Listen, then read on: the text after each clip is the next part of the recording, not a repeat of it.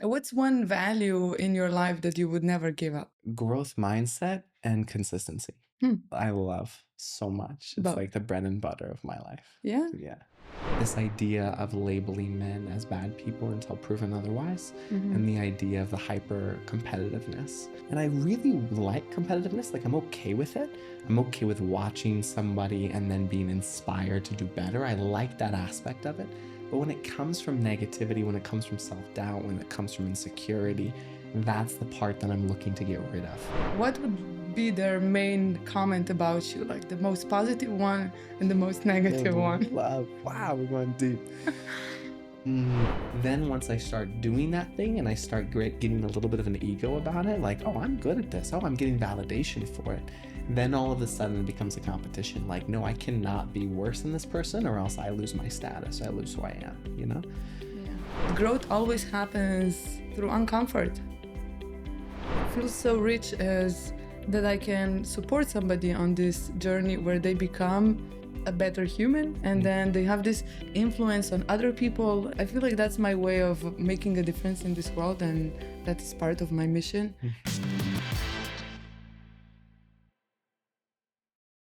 Welcome to the new episode of Level Up Podcast. I finally got the chance to remember my own name. And as I was practicing this intro, you already mentioned that you also have a similar company. Yeah. My family ran a martial arts company named Up Level. Up level. Up Level. We're Yeah. just leveling up all the time. This is Here it. we go. Cool. What a cool start now. Which is a great segue for why we're here. It is. Maybe we should just get to know you first. Amazing. What would you like to know? So, would you prefer that I ask you questions or you just want to share something Why about don't you start with a question and I'll take it from there? Okay. Yeah. Who are you? Yeah, my name's William. What a great start. Great. What else? What's your last name? Wegert. Wegert. Where are you from? I'm from Virginia, the East Coast of the United States. That's where I'm based, but I travel most of the year. So 10 months out of the year, I'm out of the States. Okay. Yeah. What's one value in your life that you would never give up? Growth mindset and consistency. I love so much. It's Both. like the bread and butter of my life. Yeah? Yeah. How does that apply in your everyday life? I really crave and thrive off of routines because I'm a nomad of sorts. So I'll stay in a location maybe maximum 3 weeks at a time. And so when your home is always moving, you have to find a way to create some sort of routine and consistency because you don't have the location to help feed that. So you find it in your morning routine, you find it in your evening routine, you find it in exercise, in the art that you do or teach. Okay. And so I feel like that's how it manifests and shows up in my life, is like just being really consistent with my routines because it's how I ground myself. Because everything else in my life is constantly changing. So much variety that I really have to find consistency in something. So which routine that you do, would you say that has the biggest impact on your life? That's a great, right now I would say it's exercise. Exercise. Yeah, but the one I enjoy the most, just because it's so simple, is starting my day with reading every single morning without turning my phone off airplane mode. Nice. And that helps so much to start my day without the technology or the scrolling. And I feel like it just creates such a healthier relationship with my phone, which has been a struggle for many years. So this is actually kind of a new 3-month journey that I've been on, of the consistency of reading in the morning without my phone. So I love that part. Cool. Yeah, great questions. Yeah, we're getting to know you. If we ask your parents, how were you as a child, what would they say? Perfect. Really? No. No, let's see. There's many of you, no? There's 8 of us in total, which will probably be a topic of today, actually. Yeah. It's a really good question. I would say my dad would think I was a little bit lazy. I really, really didn't like putting in more work than needed. Okay. Yeah. Okay. I would say my mom would say I was a people pleaser a little bit. Like, I really like to make her happy up to a certain point. I think when I hit my teenage years, I kind of lost that. That's the time to. Yeah. Then my mom was like, all right, you're done. Okay. Yes. I Nice. like that question too.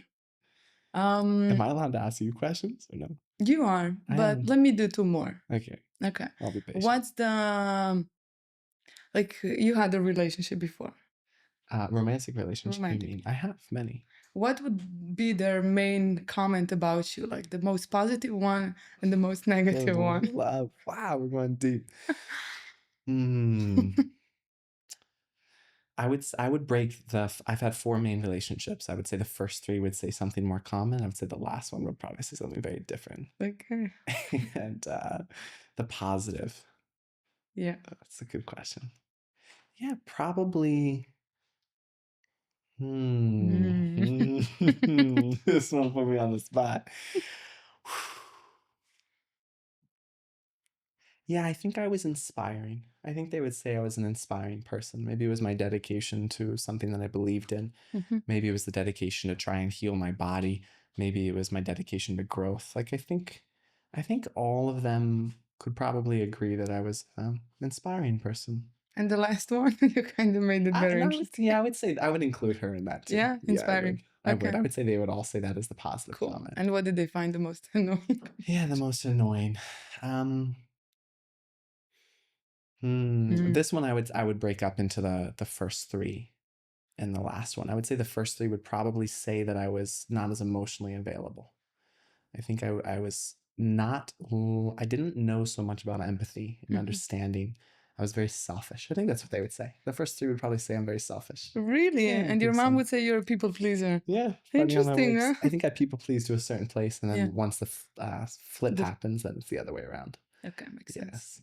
But when it comes to the last one, I would say, yeah, maybe that I would push really hard to get what I wanted, which maybe would come under selfishness too. I'm gonna go with that. Yeah.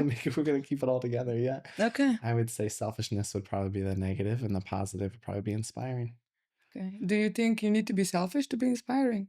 Do I need to be selfish in order to be inspiring? Do I think so logically? No. And what's the other way to think about it? Is that true in my life? No. No? No. Okay, I would say no. cool. Let's do one more question and Okay. then you can ask a few things if you Amazing. want. Yeah. Okay. What's like your biggest lesson in life so far? But Recently or in general? I would go with in general. Like Mm. what was the lesson? Welcome to a podcast with a coach, no? Where it begins. I think I'm still figuring it out, but I feel these little glimpses when I'm walking, and I tell myself that everything I need to do in life has already been accomplished. And there's this moment of peace and clarity that comes. This moment of, I'm not just here to accomplish the next thing. Like, this is it. This is heaven on earth, you know? No, No. please elaborate. Yeah. I feel for me that a lot of times I go through life and I'm always thinking about the next thing I need to do, Mm-hmm. whether that's a to do list or whether that's the next thing I need to accomplish, whether that's the next big achievement, whatever it may be. Yeah. And I understand that's a part of life, but I think there's these moments, this overarching feeling sometimes that that's not really the true meaning of life. Not that it's not a part of it, but it's not the core of everything that we do and why we do it. And so there's these moments where I'll be walking, maybe it's in somewhere beautiful, or maybe it's when I'm traveling, where I'll tell myself, I'll put myself in the mindset that like I've done my job, even if that's not true. Like I haven't accomplished everything that I'm here to do, for sure. But I'll put myself in the mindset that I have. Like God put me on this earth, and I've accomplished everything I needed to, everything that I was meant to do, and now I'm just here to enjoy. And in those moments, everything shifts. Like so much peace happens, Wow. even if it lasts only a couple seconds. There's this moment of like, if I had accomplished everything I was supposed to be doing, then I would look around and I would enjoy. Like I would enjoy what's happening right now. I wouldn't worry so much. Okay. Like if I died tomorrow, it would be okay. You know? And it's just little glimpses, but I do feel that at the core, that's probably the biggest lesson that I'm starting to learn and will learn for the rest of my life. Okay. Yeah. It almost sounds like a difference between doing and being.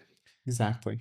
Yeah. I think being is the answer, but Being is the answer. how do we get there? How do we get there consistently? without I don't doing? know. How That's do we why doing being? That's why we hire coaches.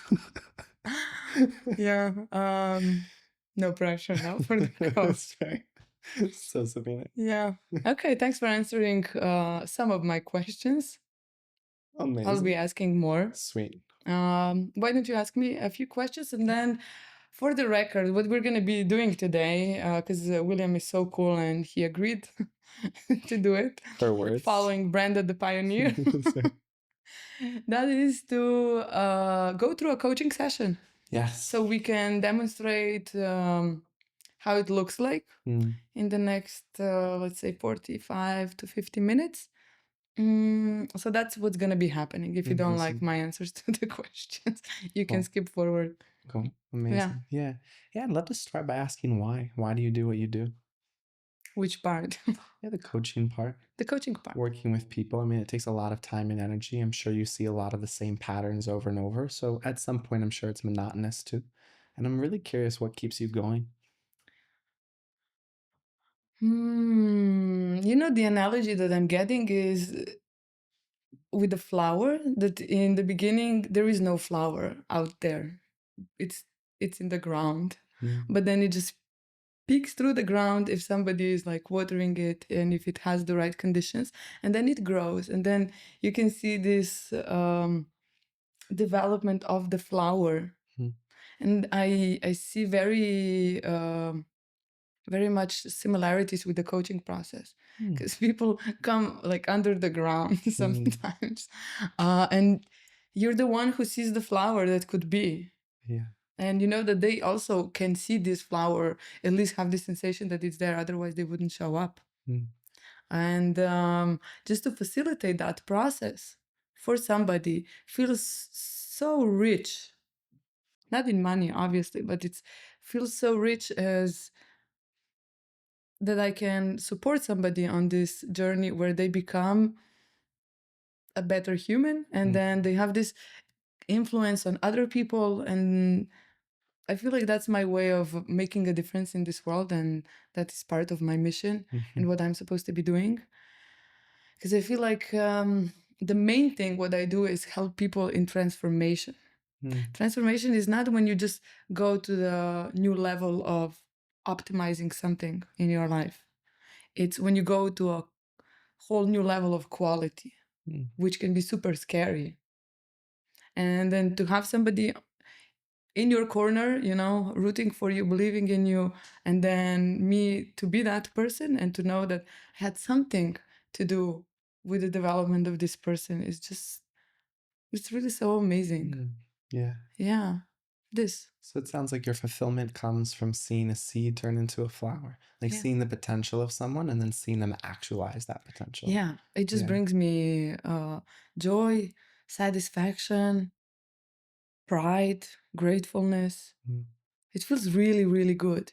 Even though sometimes in moments you're gonna see it later, you know, like people don't really like you when you're doing what you're supposed to be doing. Okay. Yeah. So if that happens in our coaching, it's not personal. Okay, I won't take it personally. It's a process. Yes. Because growth always happens through uncomfort. Maybe that's my belief, but I've never seen it otherwise. Like Mm, even the flower needs to come out of the ground and continue to grow in different conditions of the weather, and mm. just persevere. Yeah. Cool. Amazing. Yeah. Can I continue to ask questions? One more. One more. Okay, I'm gonna get real deep with you though for a second. Okay. I was in Brazil in Rio, and I was going through a park, and I remember seeing the most amount of homeless people I've ever seen in my entire life. And I've always had this belief that anybody can change their life, and anybody can become something different as long as they're willing to put in the work for it. And I've had that belief as somebody who grew up in an amazing family Yeah. with two parents who are still together, Mm. with a roof over our heads and food. And so when I was there in the midst of so much poverty and pain, it became really difficult for me to hold on to this belief that anybody can change. Mm. There's a part of me that wanted to just give in and believe that it is a product of our circumstances. There are some things that are outside of our control. Mm. And maybe there's a whole spiritual perspective behind it. Maybe karma is a part of it. Who knows what comes with that? But I'm really curious from a coach's perspective, if you do believe that some people have no capability to actually improve or to change their life drastically, and that some people are inherently stuck based on their circumstances and patterns that are too deep to change? I'm going to answer the question differently because right now I'm getting one video in my mind where one homeless guy got a transformation. So they took one homeless guy from the street and then they washed, cleaned him, put him clothes, food, love, attention. And it's like when you see a picture before and when you see the picture after, it's just like, what? This was actually a very good looking person with bright eyes, like that they shine differently in before and after picture. To be honest, I don't know what happened after the video, but it was, I don't know, I remember this now, probably because if you have the right environment, it can definitely facilitate that change for you. And getting a coach can be one step in one person's journey to enable that environment for themselves. And then maybe eventually get to the point where you are that person for yourself. Yes. That would be success of coaching in my way. That being said, I did meet some people who were very stuck in the victim mentality role.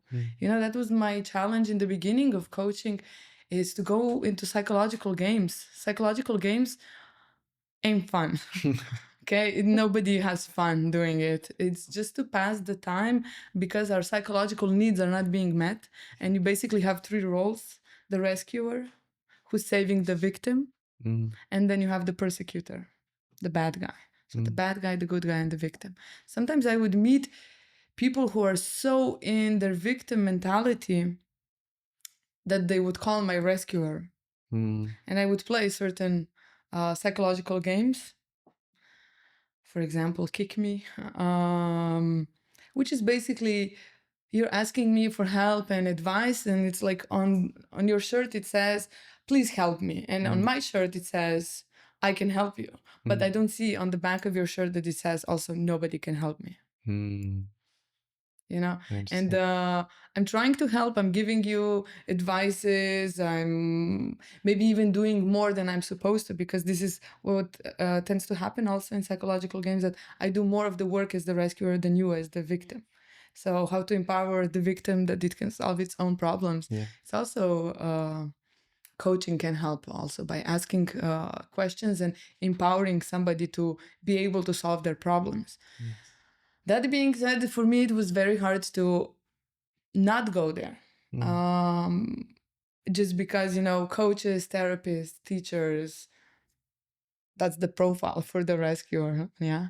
And then just to accept that you cannot force somebody to go on the journey, even if you really, really, really want it for them. Until they want it, it's not going to happen. You're just going to be playing psychological games, not knowing that this is what you're doing, feeling miserable and not getting the result. But the time will go and your life will move on. So for me, one of the big lessons was help people by not helping them. Help people by not helping them. Yeah, so then they can help themselves. And this really applies for coaching. That's why one of the first things in coaching trainings that I have for other coaches is we try to inhibit their desire to offer a solution. Because sometimes offering a solution comes from a place of ego. Look how smarter I am, you know? And then I can help you solve your problems and you're the victim. So it's just reinforcing that relationship. Yes. I know what your original question was. And sadly, I think the answer is yes. I don't think all people are coachable.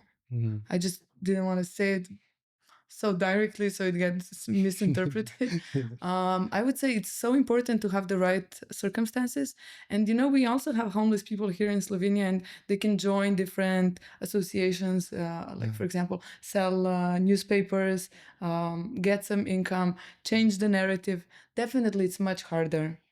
But sometimes you need to hit rock bottom to be able to bounce back. Definitely don't recommend it for everyone.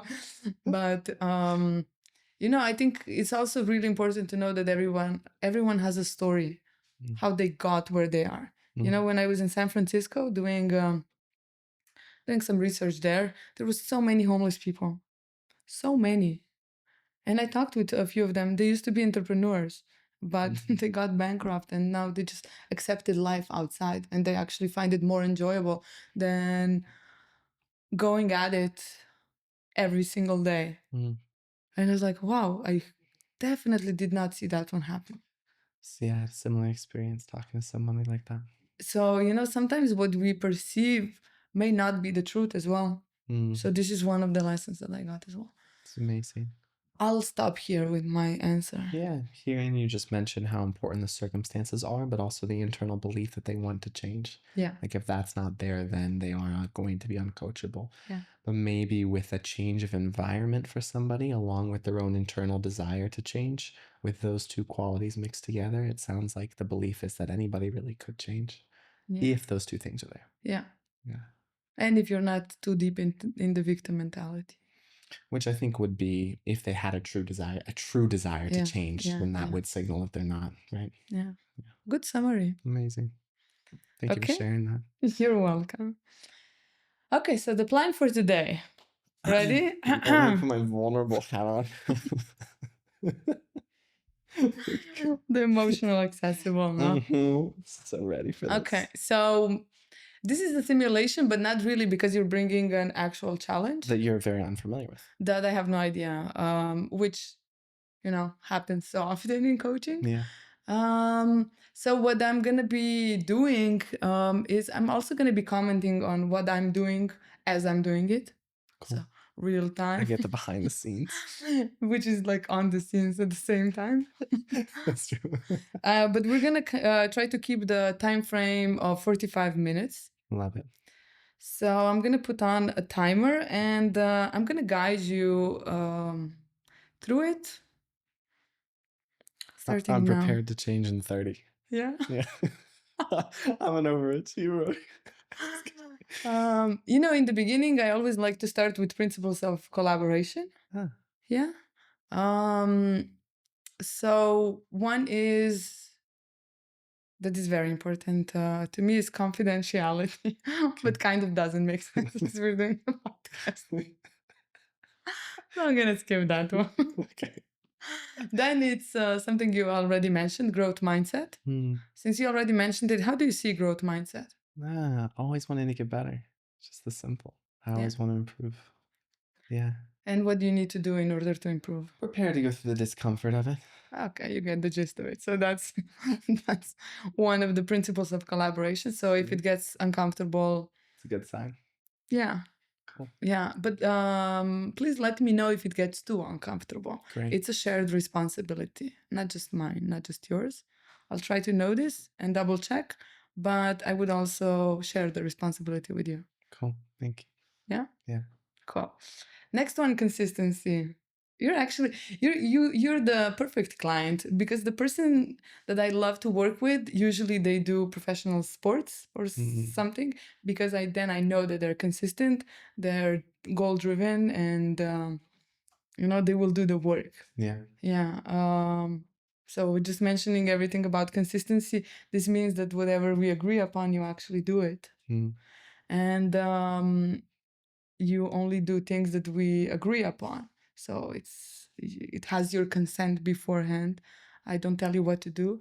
Maybe sometimes I will invite you to do something that I think in my professional opinion that makes sense, but it will always be an invitation, so you can accept or decline or say negotiate. Maybe or negotiate. Sweet. Yeah. How do you feel about that? Great. Thank you. Yeah.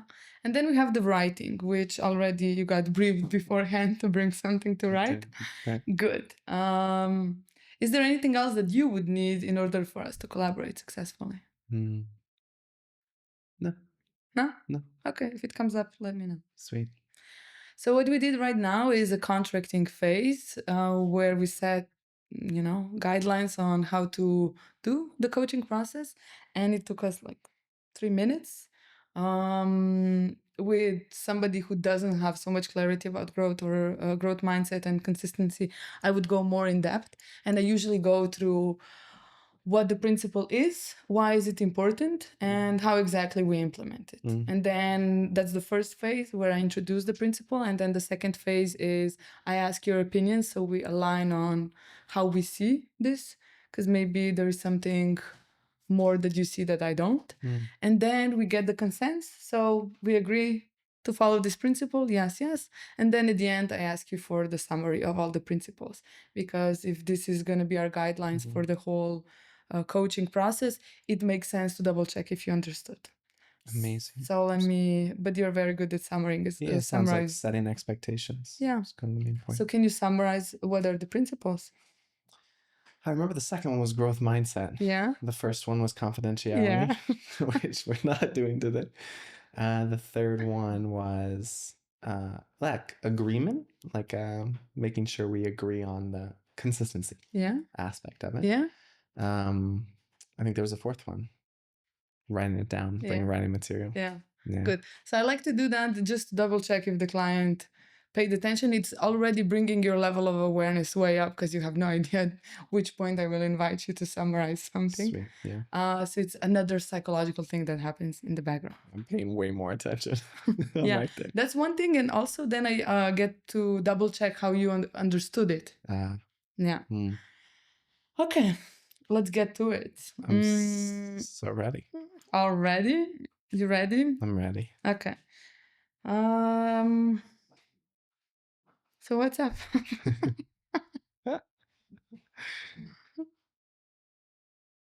That's it, yeah. Okay, cool. Yeah. There's been a challenge that I've noticed in just my everyday personal life, but also that influences my career as well. And it's the idea of competitiveness. And it's the idea of seeing specifically men as a challenge or as an opposition. It's been an interesting dynamic to watch how when I meet a woman for the first time, they're a good person until proven otherwise. But for a man, it's usually quite the opposite. They are a bad person until proven otherwise. And I notice how that influences me in the day-to-day is just, number one, more judgment. So I find myself instantly judging people, and this can happen in general, but I find it more specifically with men, that I can judge their behavior, that I can instantly label them as something that maybe they're not. I instantly create a negative story around this person. And I notice this when it comes to my career or the dance world, that it's very easy for me to, see a video on social media and instantly compare myself to this person, not watch them dancing in order to enjoy or to even learn from, but rather to judge and to compare myself against this person. So that's very interesting to me. And I think that I think for a while I was okay with it, because I do feel like it made me better. It made me more competitive. I feel like I got a little bit of the I gotta do better. I gotta do more. Yeah. And I was okay with that for a while. You got inspired. Yeah, inspired in a through negativity, yes. But yes, inspired. So envious. Yeah, more from the jealousy, more from the I can't be left behind mentality. And I'm not so sure how these two things that I've mentioned already are similar or versus two different things. This idea of labeling men as bad people until proven otherwise, and the idea of the hyper competitiveness. And I really like competitiveness. Like, I'm okay with it. I'm okay with watching somebody and then being inspired to do better. I like that aspect of it. But when it comes from negativity, when it comes from self-doubt, when it comes from insecurity, that's the part that I'm looking to get rid of. I want to move past that so I can have the positive parts of that while getting rid of the more uncomfortable parts that I feel like don't serve me and just create extra mental chatter that then will take me out of a place of presence when it comes to what I love to do, which is dance or teach or my career. Mixing with that, I feel like I can just be more judgmental towards just more judgmental in general. Really? But you seem such a nice person. I do.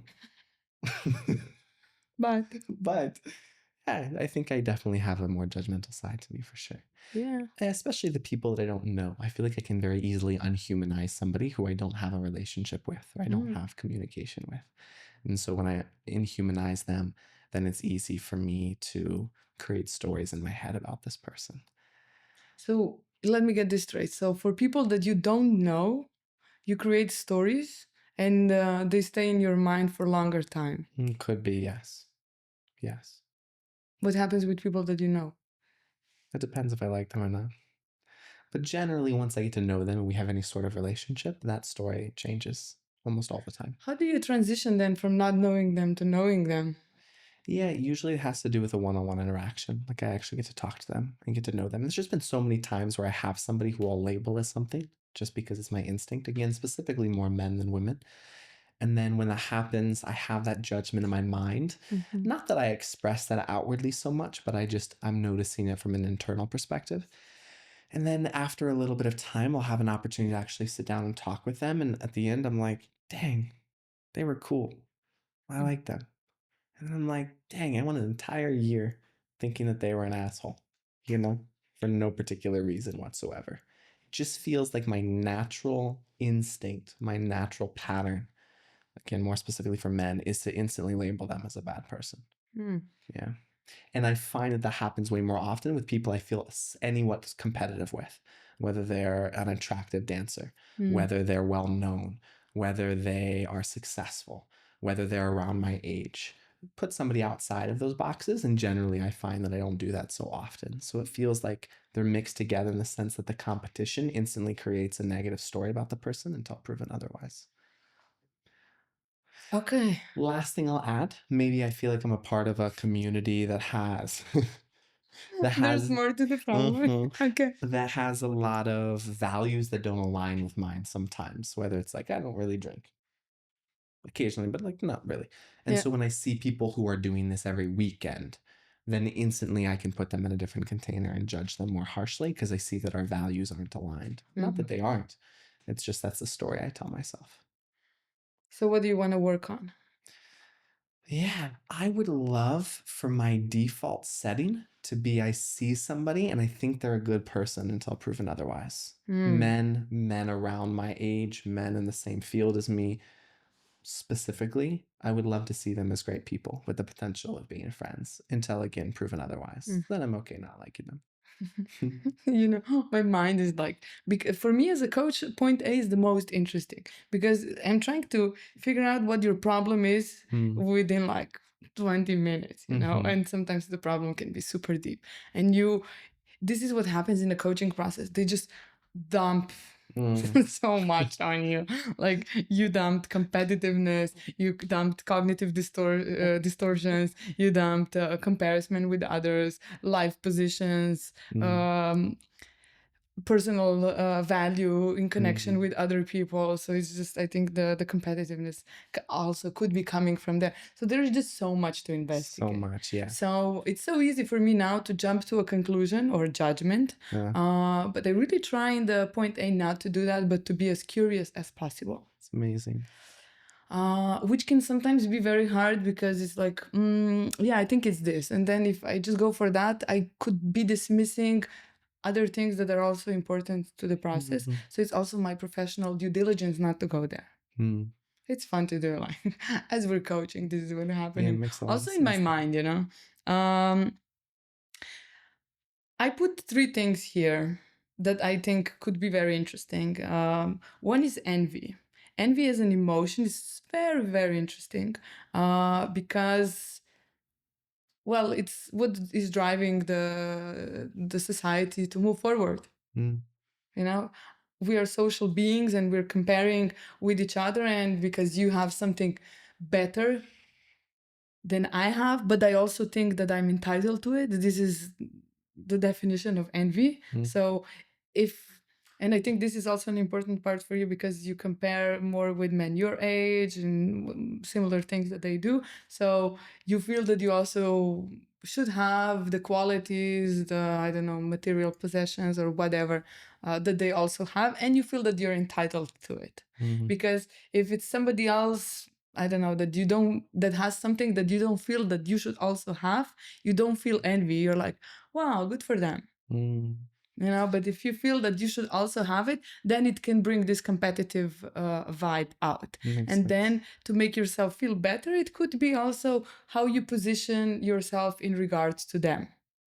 So obviously the best best way, no, is to put them down.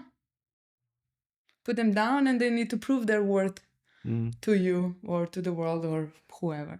So there is the concept of life positions that maybe would be interesting to investigate. I can share with you how it is, and then you can just check how you feel about it. And I also like, this is a concept from psychotherapy that I think can really help clients like yourself to understand better the situation, because it's connected with your basic beliefs about yourself and others in connection to each other.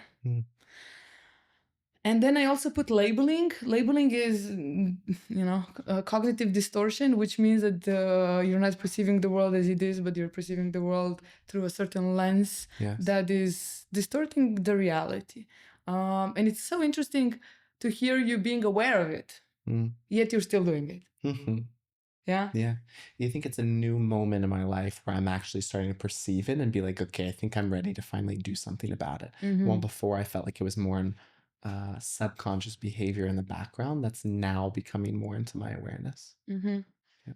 So, what made you bring this challenge today? From all the other problems. From all the other problems that I have. Yeah, this is the one that I feel it kind of permeates everything a little bit. It's just always been there. It's like always in the background a little bit. And I feel like there's so many things recently that like all might be problems, but I feel very confident with what I am working on. With this one, I'm not really sure what to do about it. Okay. Like I'm not really sure how to change it from a story and a lens, a predisposition to something that I'm actively like changing. I have a new default habit, a pattern, an internal pattern. And I'm really curious about that process. How can I change it forever? So what you're talking about is changing your default settings in the mind, so mental habits. That when you see somebody, you're like, oh, okay. Yeah. You know, that actually reminds me of one other client. What we were doing is a mix of therapy and coaching, but she would see these young moms on Instagram, and she would be like, ugh, I hate them. And yet she keeps watching them. And she's like, why do I hate them so much? And from everything that we've been working on, I'm like, because you want to have a baby.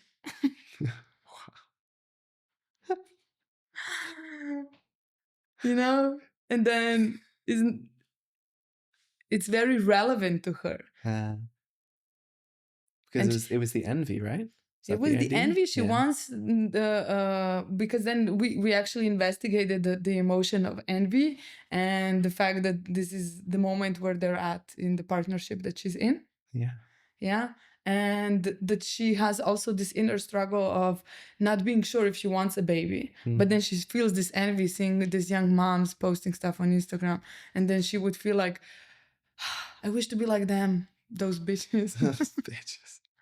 Like it's this inner conflict that is happening. Wow. I think that's a lens I've never put on even this struggle of like, yeah, maybe the reason I feel that is because I want something or I feel entitled to something that they have. Never thought about it that way. Because I think even in my mind, I kind of resist what they have. So that's the inner conflict. Yeah. Yeah. Tell me more about that. About the inner conflict? Yeah. Inner conflict is a conflict that you have within you. Yeah. So one part of you wants, I don't know, to be such an amazing dancer, like somebody that you've seen on the video. And then the other part wants to be your own dancer and to create your own stuff, maybe. I don't know. Maybe one part of you really wants to have fun and just enjoy life and have a drink or two, and the other one just wants to live very healthy. So it's an inner conflict that can take a lot of your energy. Why it takes a lot of your energy? Because this side of your body wants to go there and that side of your body wants to go there. So you're spending a lot of energy to stay on the spot.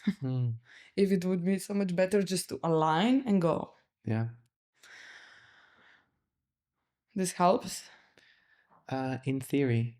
But in practicality and like decision making, it would be very difficult. You need priorities. Then decision making is much easier. Like, what's the most important thing? Yeah, I feel I have priorities logically, but I feel internally like there's still the things that I desire. Let's put your age into perspective. How old are you? 26. What the other 26-year-olds doing? Living life. Yeah, but how? How do you see them? Other 26-year-olds? Yeah. Usually immature. So you're better than them? Do I believe that I'm better than them? You heard my I'm very question. proud of who I am. And I do, yes. Just say it. Because it's very connected with life positions. So, and then there are some people who are better than you. Yes.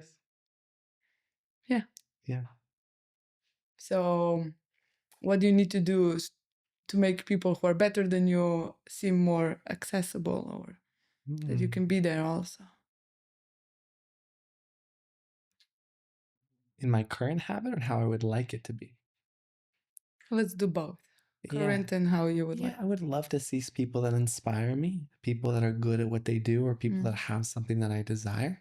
And I would love to be able to watch them with inspiration and learning and be like, oh, I wonder how I can. Curiosity. That's the story. That's the default setting that I would like to have. God, it's so interesting because you said in the beginning, what would be the personality trait that your exes would comment about you? Isn't the inspiring part? The inspiration, inspired partner. Oh, I see like that's a storyline there, maybe. very interesting. Okay. And the future? And the future. Sorry, clarify that. You said, which one do I want to hear, the current or the future? Yeah. What do I do currently?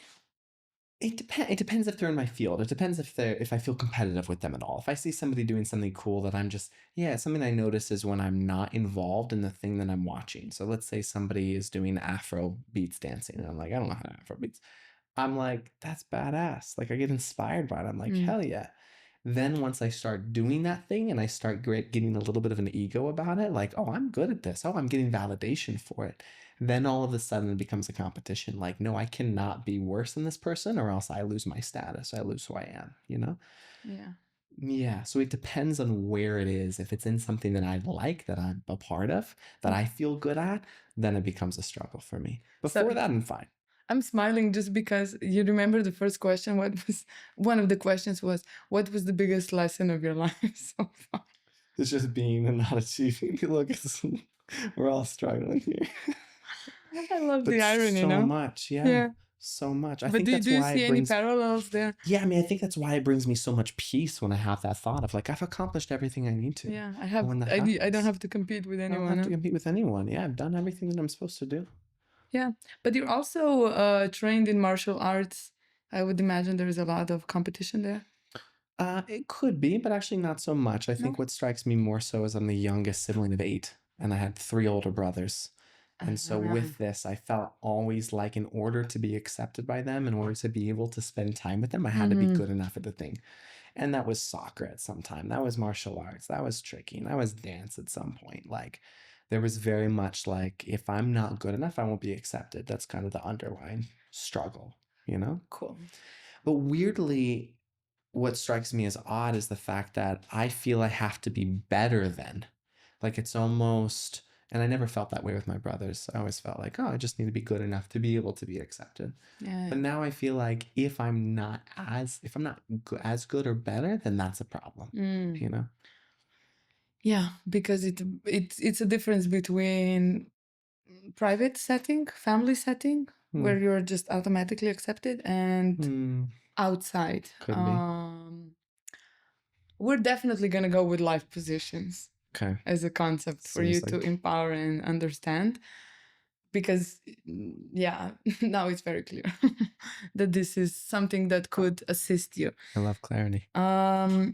But before that, one thing about emotions. Emotions is, in Latin, it's emovere, which means to move. So basically, emotions give you this energy to go and do stuff, or either go and fight or go and flight.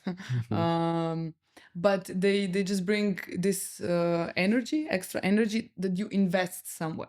So with envy specifically, you have two ways of investing that energy.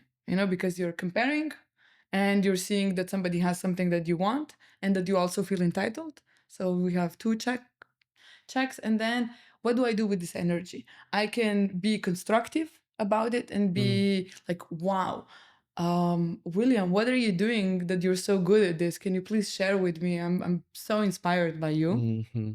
That's one way, constructive way. And the other way could be me talking to somebody else, like, have you seen William? He's this and that. I think he's just, I don't know, using other people to get success or stuff like that. So I'm just trying to downplay your game, so I would feel better.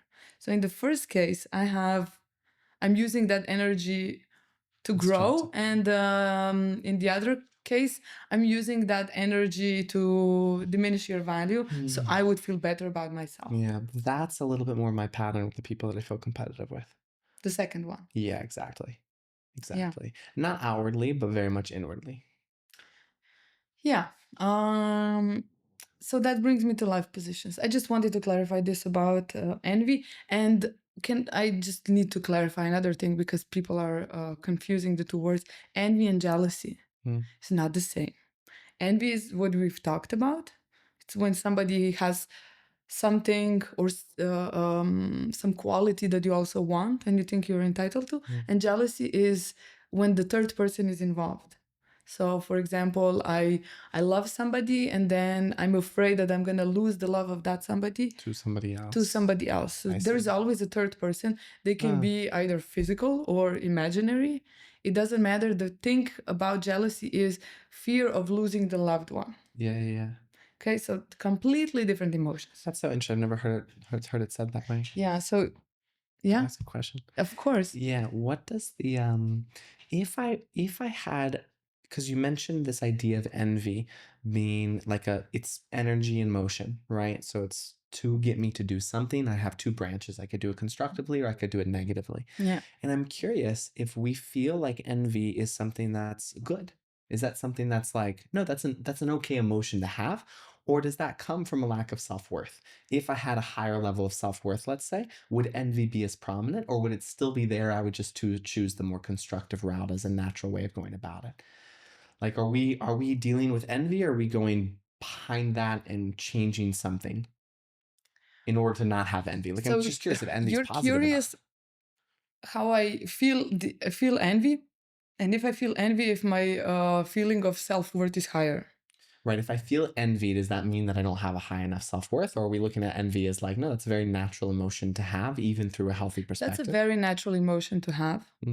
Just, I think people with healthier self-image would be inspired. Would be more constructive about it. Would be inspired, like, wow, you're so good at this. What made you so good? Can you share with me? I want that too, and I want to go for it. Yeah. Makes sense.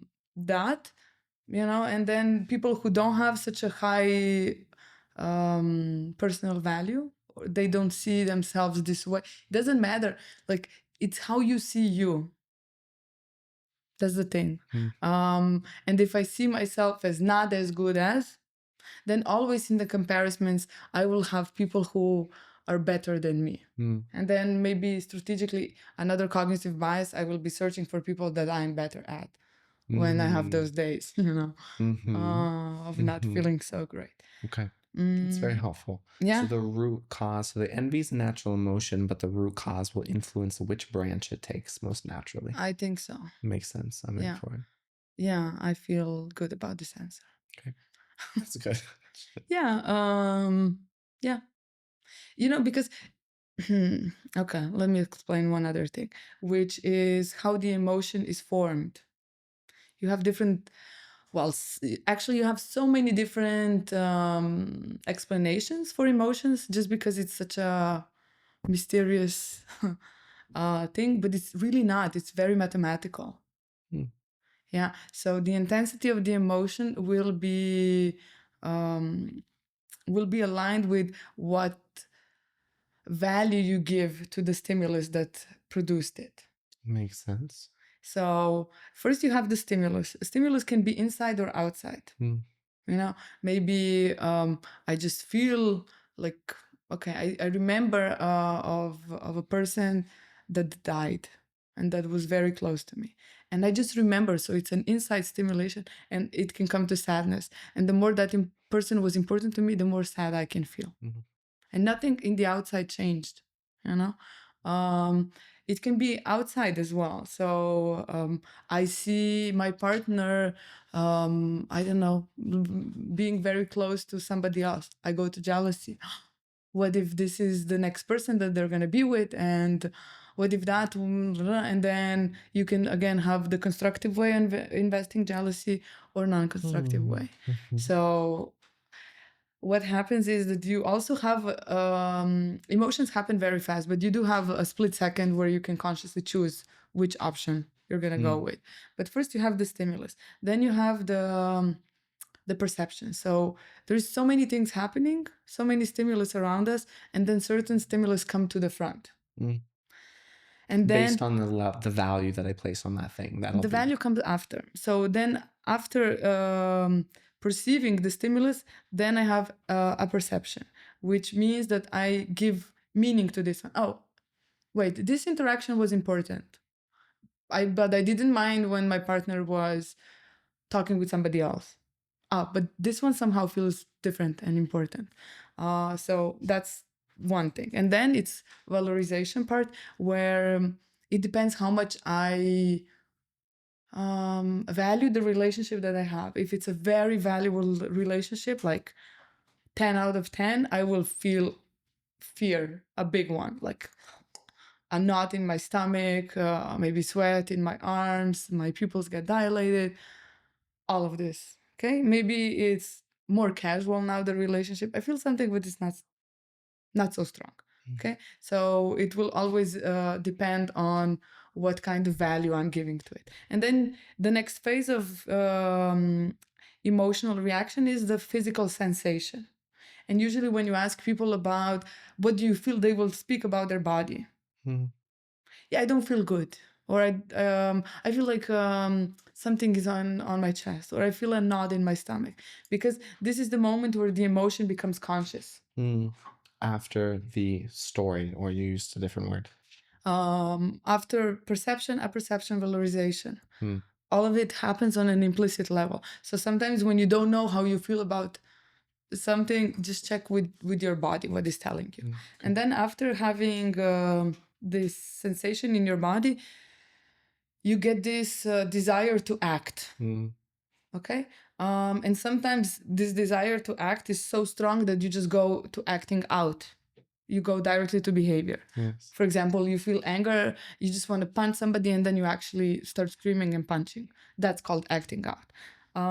But sometimes when you can inhibit that emotion, you can go from feeling the sensation to feeling this in your body, to feeling this desire to do something. But then you also have a mental operation. This is where the magic happens. So you are like, okay, what is the best thing to do in this moment?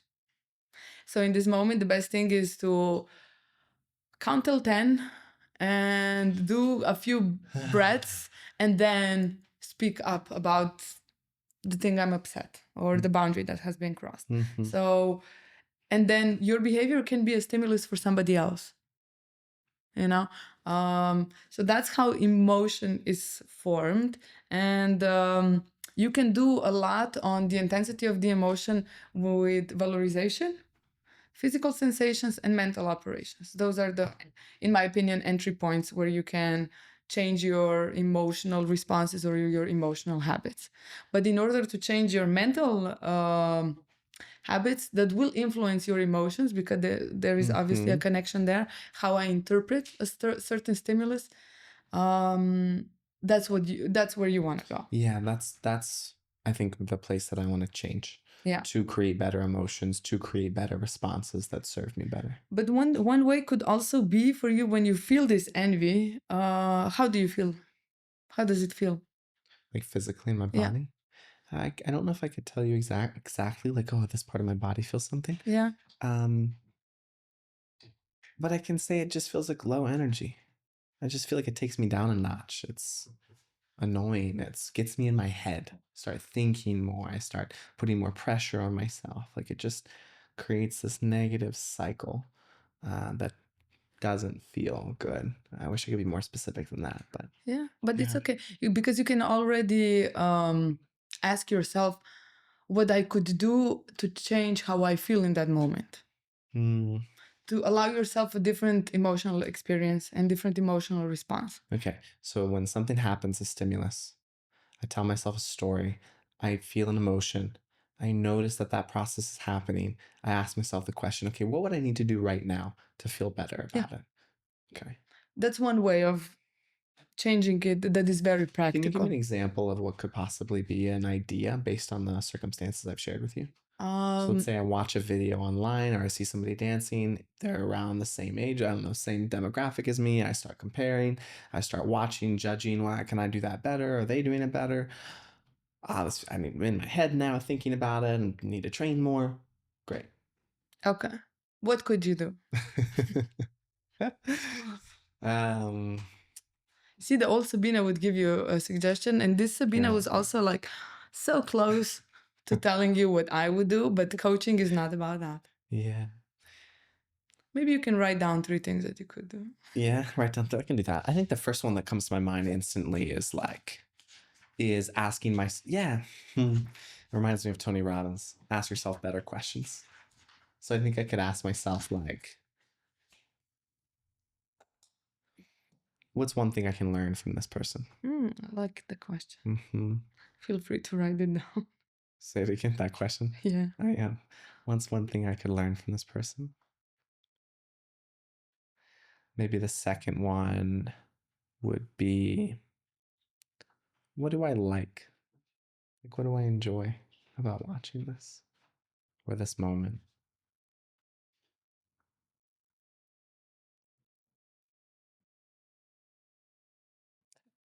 And then the third one would be stop watching, which is the one I feel like I tend to do the most often. How is that an action item that makes sense, or is that something that's just avoiding? Does it make sense to you? I don't know. Okay, let's put it under maybe. What else?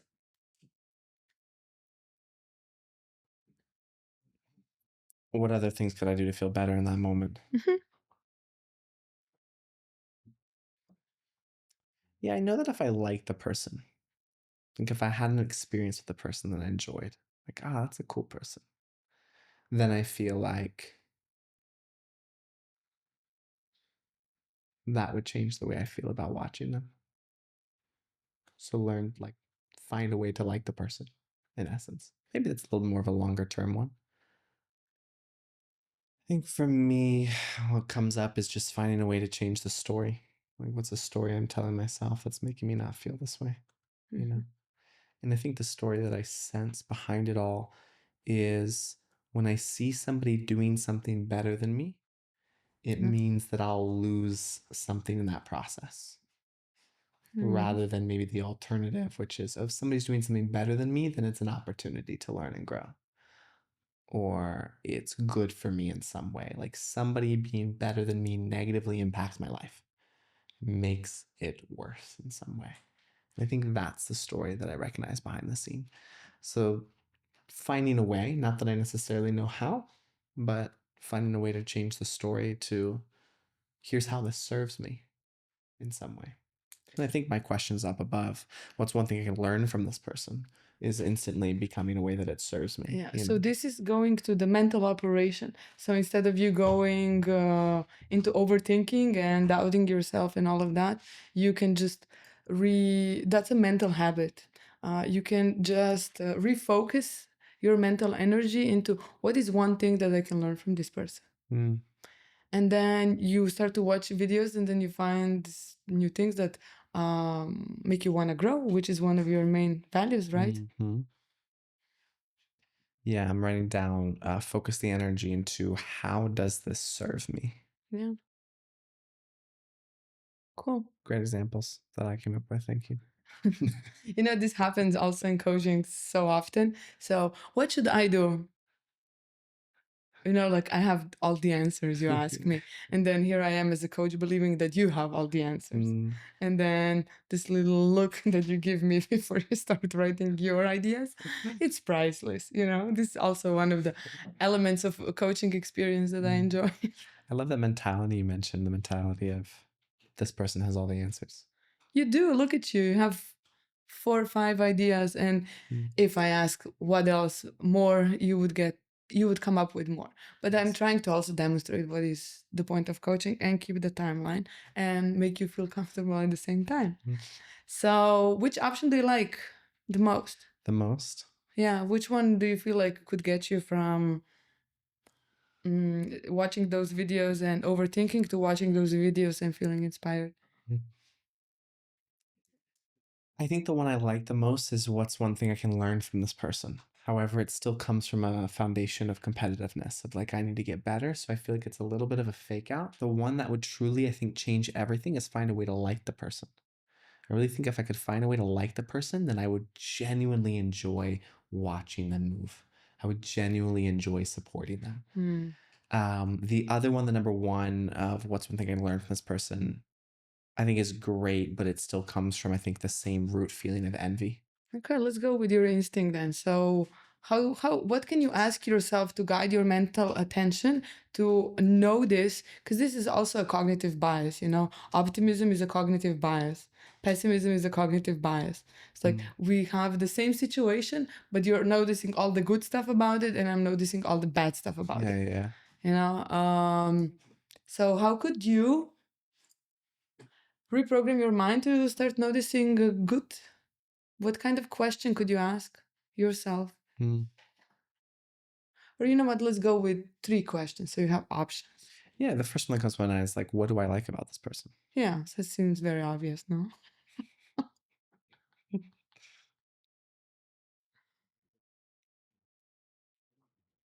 What else could bring your attention to noticing the good? I would love to interact with them. But not, it's a video, no? But I could reach out in that moment. And do what? I think encourage them in some way. Okay, so write a good message to them. Yeah. Like, wow, I really liked what you did. Yeah, like I noticed this and it was very inspiring to me. Okay, let's put that one down. Yeah.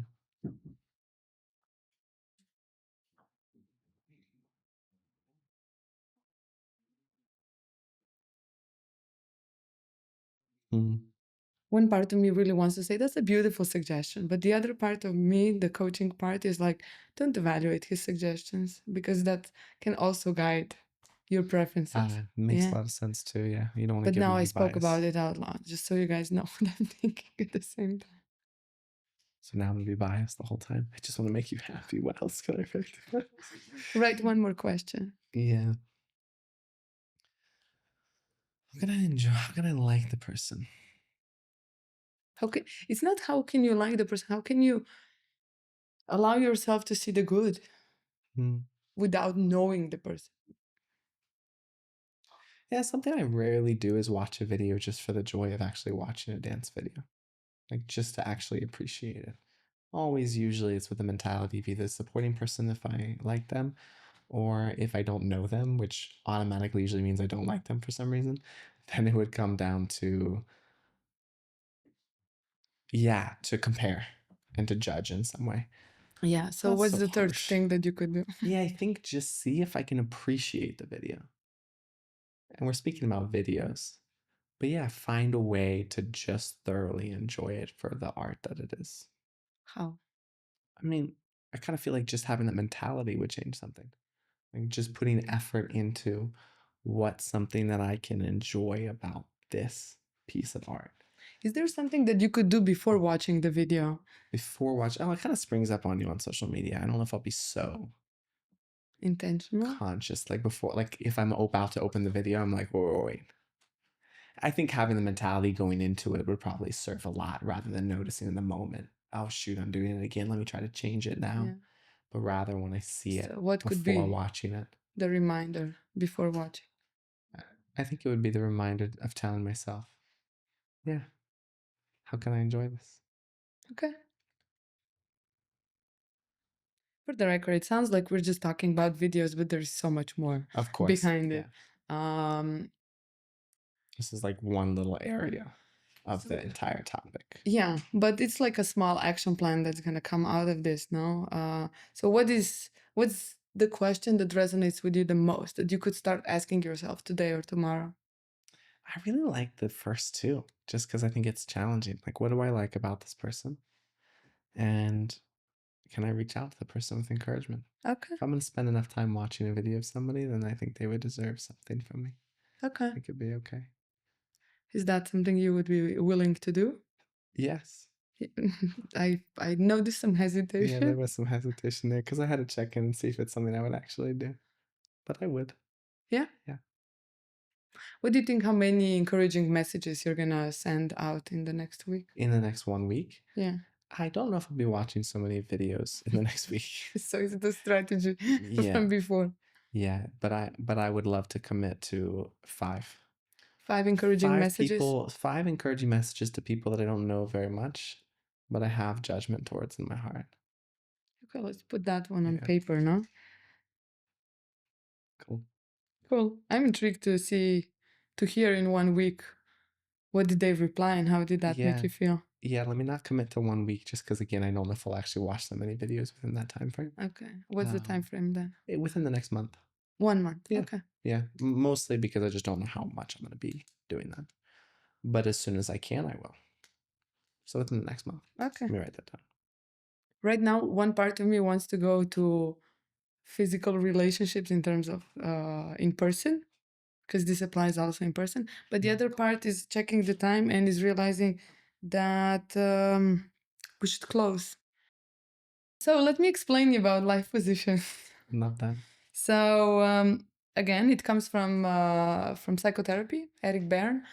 You have certain beliefs about yourself and other people, and it can be I'm okay or I'm not okay. And for other people, they're okay or they're not okay. So if you draw like a quadrant and you put me on the top and others on the side, and you have a plus and a minus. So I'm okay and I'm not okay. And other people plus and minus. I'm okay, I'm not okay. So in the first quadrant, we get I'm okay, you're okay position, which would be the most healthy position. Makes sense. Obviously. In the other quadrant, we get I'm not okay, other people are okay. What This would be insecurity. insecurity in terms of communication, it can be passive communication because life positions they have 2 layers, but I'm going to explain them later. Let's just go through the quadrants. So what if we have I'm okay, other people are not okay? Wanting to help. Wanting to help others. It could be that. It could be going to the rescuer as a psychological game or the persecutor, because the persecutor also has this moment of I know better than the other person or other people should I'm do not as the I said. problem, they are. They are. So those people don't show up for coaching. And then we have the last quadrant, I'm not okay, you're not okay, which can very often lead into passive aggressive communication. So if I just connect these life positions with communication styles, would be minus minus passive aggressive, like nothing is ever gonna change, because then you get like a new layer of this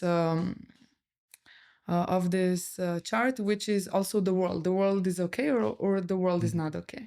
But just to keep it simple for now, minus minus would be passive aggressive communication, plus minus aggressive communication. It's my way or the highway kind of moment. Then you have minus plus, which would be passive communication, where I just follow whatever you say. And then the healthiest one would be plus plus. I'm okay and you're okay. So that would be assertive communication, where I set my boundaries, but I also respect your boundaries. That's the moment, like, let's agree to disagree, where there is respect, but doesn't have to be agreeableness for any price. So those 4 life positions can also then, one is the social life position, which you have in life, and then is the basic one. The basic one is the underlying one, which is often not the same. So somebody who has a basic life position, I'm not okay, other people are okay, will try to mask that in some way. I'm not okay. Everybody else is okay. Yeah, Mm. others are okay. How would I mask that sensation? What do you think would be a defense mechanism for me to not have to deal with it? Yeah, putting other people down. Judgment. Judgment. Mhm. See any connections there? Yeah, it makes sense. Yeah. So it's a defense mechanism, or it can be. And what is the point of defense mechanism? What is it trying to defend? Yeah, protect me from feeling hurt or feeling not enough would probably be the foundation of it. So by behaving like this or perceiving the reality in this way, in a distorted way, you're basically masking the challenge, which is I'm not okay, other people are okay. Yeah. Yeah. What do you think about it? It makes sense. It makes Resonates. sense. Yeah. So now let's say if we put it in a ABCD model, point A would be this position. I'm not okay, other people are okay. Point B would be which position? I'm okay. And Other people are not okay. no, but nice try. Other people are okay. Yes. Okay. I was thinking we needed 3 steps to get to the final one. So I No, was waiting until the C. healthy one. The So healthy I'm one is okay B. and other people are okay. Yeah. So that would be point A, point B. Now you could just write down how you could get there, how you can equalize it. Yeah. Yeah. To me, it probably has to do with finding a way to put more value on my own opinion about myself rather than other people. Great. Can you write a few suggestions how you could do that? How I can put more value on my opinion.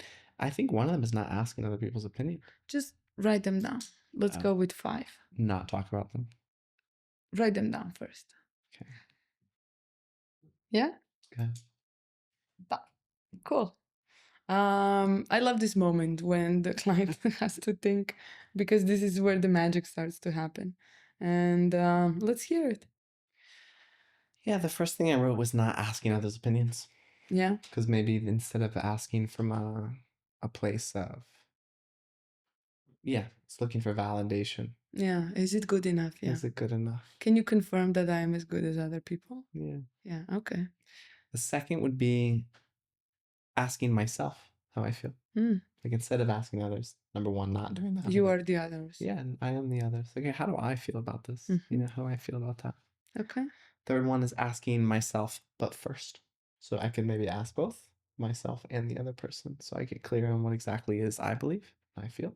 Okay. And then asking the person afterwards. Okay. Number 4, giving myself permission to take care of myself with boundaries over other people. I think just as a general rule, like I come first. Just training myself that I'm the most important person in my life, you know? It's so cool, Makes this one, sense. you know?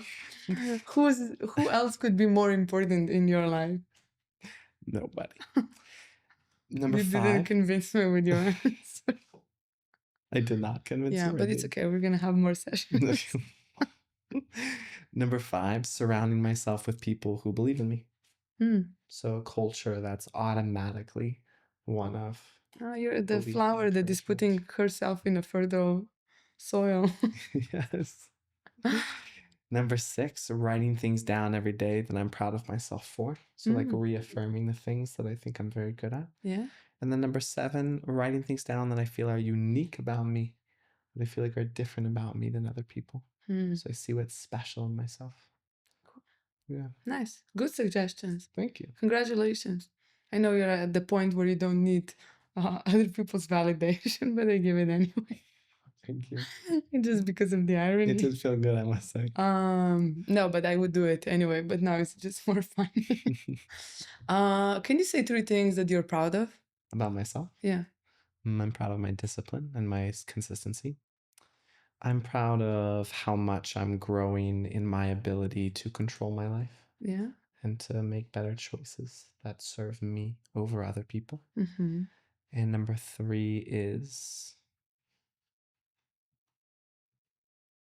I'm proud of my ability to not give up, even when things are difficult and challenging. Okay. Good ones. I like how easy they went. I just wanted to check if it's going to be an easy or a difficult task for you. Okay, so going from I'm not okay, other people are okay, to I'm okay and other people are also okay.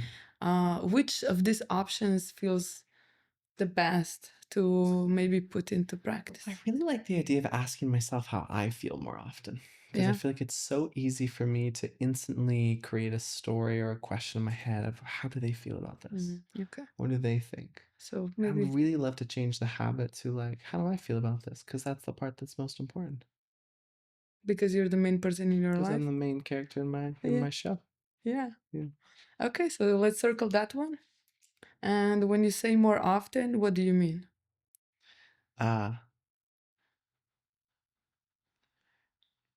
yeah, for me, I would say anytime I notice myself asking what the other person thinks, then I would instantly change that at any moment to, okay, how do I feel about it? Yeah, I'm gonna But need a maybe number. that's a little bit more to responding instead of being initiating Yeah, beforehand. let's do initiating. Yeah, As the main character, I feel like you should have a more more proactive role, no? initiative. Yeah, yeah, yeah. Yeah. It comes with a lot of awareness and consciousness of in moments being like, okay, let me pause. Yeah, an easy one would be like every dance. Every dance. Every dance. Asking myself, how do I feel about how that went? Okay. Every Yeah. dance? Yes. You do anything else besides that? I think when anybody asks me a question, Hmm. instead of responding right away, pausing for a moment. Okay. I think that'd be the second idea that would come to my head. Okay. I think that one I've done a better job recently. Yeah. Good. So our session is closing. Which one do you choose? Let's pick Asking one myself every dance. after every dance. Mm-hmm. I Okay. like that one.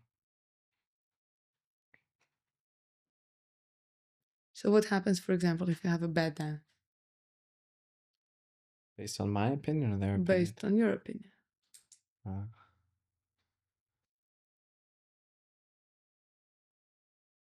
Whose fault is it? it would be easy for me to say mine. To take The question responsibility isn't for it. whose fault it is. It was like a provocative question. Ah, But I see where you're going. I'll take the responsibility. yeah. I think I Okay. would. But it's good if you take responsibility because then you can change. Yes, and when I take too much responsibility, I think that's when it becomes a problem. Yeah. Because I can do that for sure. Okay. I can blame it all on me. Like if it's not good, it's my fault. But it takes two to tango, as they say. So if we were in a coaching process, I would just invite you to do that and come next time with like some notes on the dances and what was your opinion and what was the conclusion and what happened, just to observe, and then we take it from there and try to discover different strategies. Yes. But for today, let's close. So what are you taking away? What are your action items? Yeah, the one that stands out to me the most actually is going back to the mentality on envy of why that's there. And the idea that a more healthy self respect or more healthy validation inside would just lead to a different outcome of the envy. Envy's not in of itself unhealthy, but there's an unhealthy approach to it. I think the action item for me that stands out the most too is like reaching out to the people Mm, that maybe I find myself comparing to or not liking or judging in some way. yeah. I think that's really powerful too. The asking myself every dance doesn't strike me yet as the one, because I think it would be easy for me to ask myself how I felt. Oh, I didn't feel good because of this, this, this, this. And then all of a sudden I'm kind of back in the same cycle of thinking that's probably what they think too, even though that could not be true. They could be having an incredible time. So that one's a little bit more challenging for me, but I really like the other two of the mentality on envy of what that actually means, along with finding a way to like the people. Okay. Thanks Yeah. for your honest feedback.